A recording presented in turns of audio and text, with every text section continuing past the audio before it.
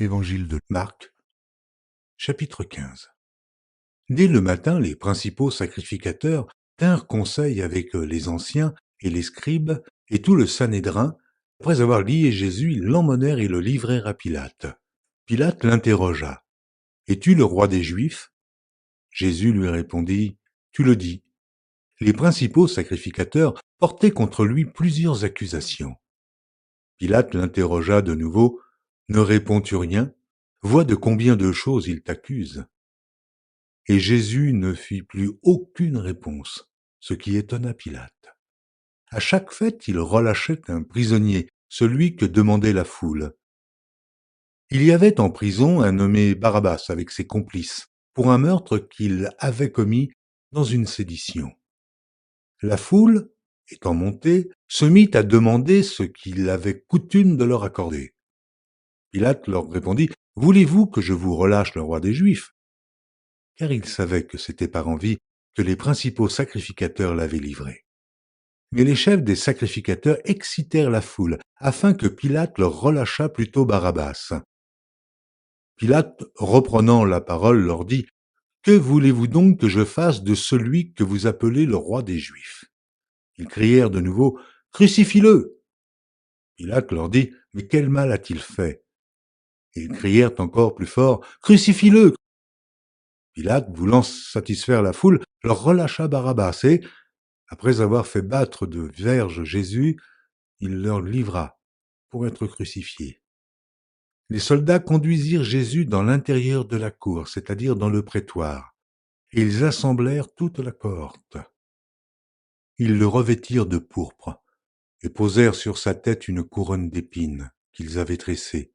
Puis ils se mirent à le saluer. « Salut, roi des Juifs !» Et ils lui frappaient la tête avec un roseau, crachaient sur lui, et, fléchissant les genoux, ils se prosternaient devant lui. Après s'être ainsi moqués de lui, ils lui ôtèrent la pourpre, lui remirent ses vêtements et l'emmenèrent pour le crucifier. Ils forcèrent à porter la croix de Jésus un passant qui revenait des champs, Simon de Cyrène, père d'Alexandre et de Rufus.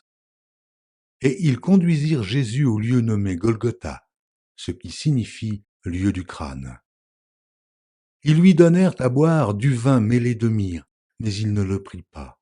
Ils le crucifièrent et se partagèrent ses vêtements en tirant au sort pour savoir ce que chacun aurait. C'était la 3e heure quand ils le crucifièrent. L'inscription indiquant le sujet de sa condamnation portait ces mots, « Le roi des Juifs ». Ils crucifièrent avec lui 2 brigands, l'un à sa droite et l'autre à sa gauche. Ainsi fut accompli ce que dit l'Écriture.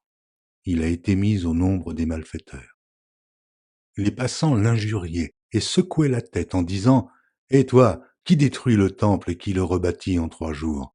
Sauve-toi toi-même en descendant de la croix. » Les principaux sacrificateurs aussi, avec les scribes, se moquaient entre eux et disaient, « Il a sauvé les autres et il ne peut se sauver lui-même. Que le Christ, le roi d'Israël, descende maintenant de la croix, afin que nous voyions et que nous croyions. » Ceux qui étaient crucifiés avec lui l'insultaient aussi. La 6e heure étant venue, il y eut des ténèbres sur toute la terre, jusqu'à la 9e heure. Et à la 9e heure, Jésus s'écria d'une voix forte, « Eloi, Eloi, lama sabachthani » ce qui signifie « Mon Dieu, pourquoi m'as-tu abandonné ?»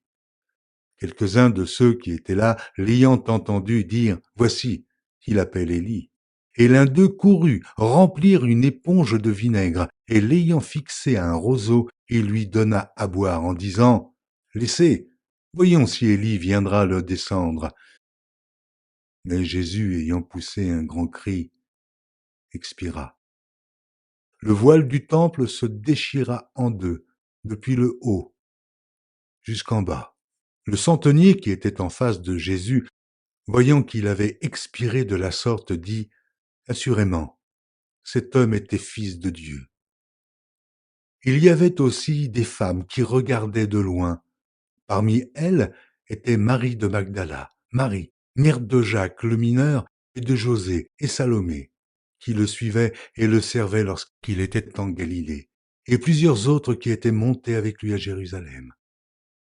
Le soir étant venu, comme c'était la préparation, c'est-à-dire la veille du Shabbat, arriva Joseph d'Arimathée, conseiller de distinction, qui lui-même attendait aussi le royaume de Dieu. Il osa se rendre vers Pilate pour demander le corps de Jésus. Pilate s'étonna qu'il fût mort si tôt, fit venir le centenier et lui demanda s'il était mort depuis longtemps. S'en étant assuré par le centenier, il donna le corps à Joseph. Et Joseph, ayant acheté un linceul, descendit Jésus de la croix, l'enveloppa du linceul et le déposa dans un sépulcre taillé dans le roc. Puis il roula une pierre à l'entrée du sépulcre. Marie de Magdala et Marie, mère de José, regardaient où on le mettait.